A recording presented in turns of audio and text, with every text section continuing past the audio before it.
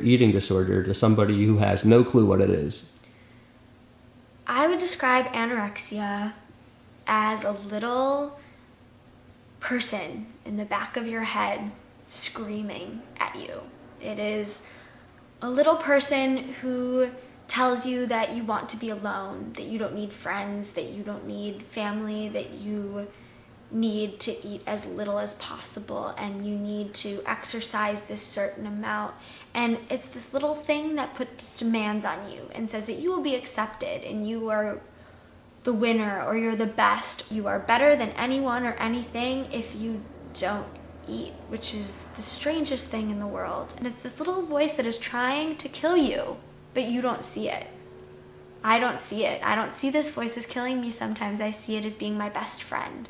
So in some ways, it's a security blanket. It's my best friend, but my best friend is trying to kill me. What would you say is the percentage of your day that you spend thinking about your body image or food? Almost all of my day.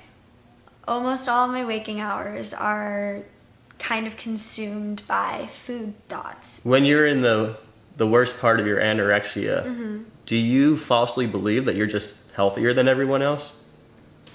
Not that I'm healthier than everybody else, no. But I do think that other people look thinner than I do. Like I would point at somebody, my mom and I used to do this, where I would point at somebody on the street and I said, but they're thinner than me. And my mom's like, what are you talking about? No, they're not. Like, you are so much thinner than them. But is that part of the body dysmorphia? I think so, yeah. I have been very close to death. And it's scary, but even you still don't see it as scary in the moment. In the moment, I'm still not sick enough.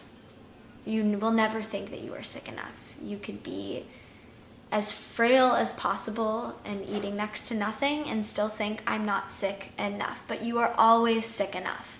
If there's any sort of problem, you are sick enough and you deserve help. And that's the hardest thing to accept, is that you deserve help. What are some things that people say and they think they're being supportive, but are actually counterproductive? So somebody who's in recovery actively from an eating disorder, I think some of the hardest things to hear are, you look so good. That's a really hard thing to hear. Why is that hard? Because in your brain, it turns into, I gained so much weight and I look so different and I look fat. That's kind of what it, in my anorexic brain, that's automatically what I go to. Is my anorexia goes, no, you're losing, you look fat. Any weight comments, just in general around the eating disorder community, comments on somebody's weight or how clothes fit them, that can be very easily misinterpreted. At what age were you clinically diagnosed with anorexia? I've been diagnosed with anorexia when I was 8, OCD when I was 10, and generalized anxiety when I was 12. How do your OCD and eating disorder feed off of each other? My OCD portion of it shows up more, where the thing that I ate yesterday has to be exactly the same the next day, or else I feel the anxiety. And there's not really, some people with OCD, it's like, if I don't do this, then this will happen, something bad will happen. And I think my something bad is you'll gain a ton of weight, or your body's just gonna change, or you're gonna lose something in your life. It's not even always an answer, it's just a wave of anxiety if what I did yesterday doesn't happen the next day. People say, just eat. Like, it's fine, just eat more. And it's not that simple. There's a lot that goes into that. And I think, I don't wish for anyone to ever think and feel the things that I think and feel. But I do wish sometimes that I can give them a little glimpse into my brain. You mentioned that anorexia is a symptom of something else. Yeah. What is it a symptom of for you? For me, I think my whole life, I wanted control.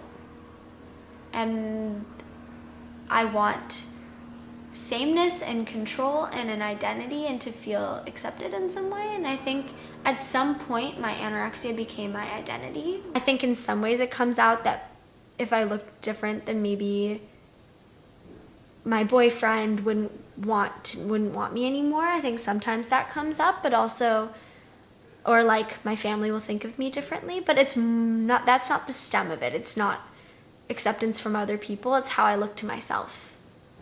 How do you look to yourself right now? You can see yourself. I can. Don't want me to flip that around? No, it's okay. I don't mind. Good exercise, being able to look at myself. I see someone with a big heart and a lot of potential, and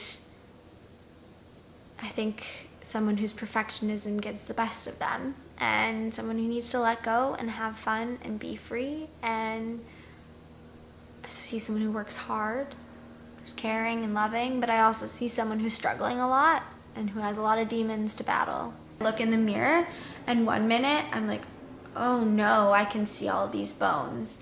Then the next minute I'll look in the mirror and I'll be like, whoa, what was I talking about? Like, I look just as fit, just as whatever as all these other girls. Or I'll look in the mirror and I'll be like, I can't eat my snack after this because I look too big. But in reality, my healthy part of my brain is like, no, Rachel, you really need to like work on it. Or even now, my goal is just to find a more healthy relationship with food. I think my anorexia is there almost all the time. Sometimes when I'm really enjoying myself, like if I'm out with my friends and dancing and singing and having a great time, very quickly it'll come back. So if a song stops and the next song is about to start, like even that short moment, I can start thinking again.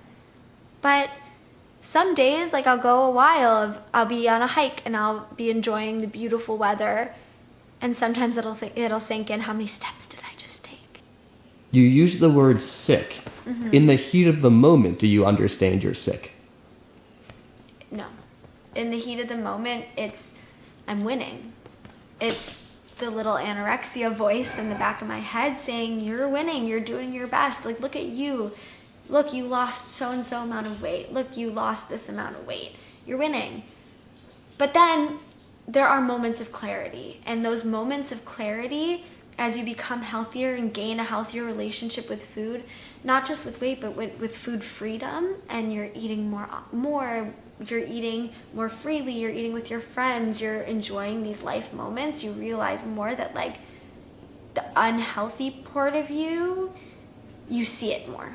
So I'll see more when I'm slipping or that I'm sick when I'm healthier, which is an interesting thing. But I think the sicker you get, sometimes the harder it is to see that you are sick. I see myself as realizing that there has been a very large problem, and right now there still is a problem.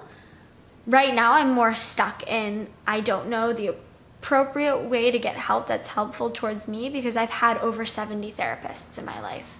I've seen so many, and that hasn't been helpful in the past, so it's hard for me to see that it'll be helpful in the future. So trying to find what is the best way for me to get better with, like, the most helpful way for me personally right now.